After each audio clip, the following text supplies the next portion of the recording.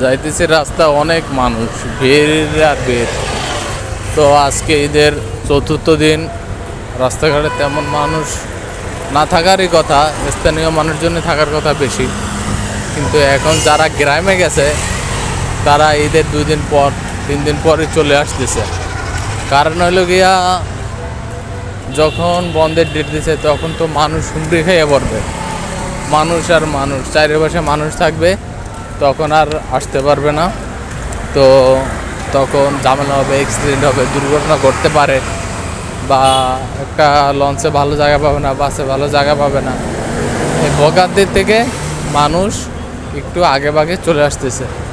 বিভিন্ন পর্যটক কেন্দ্রেও দেখবেন অনেক হিউজ মানুষ, যারা হিউজ পরিমাণ মানুষ যারা মনে করেন ঘুরতে গেছে এরকম। আর আমি যাচ্ছি বিরিয়ানির জন্য।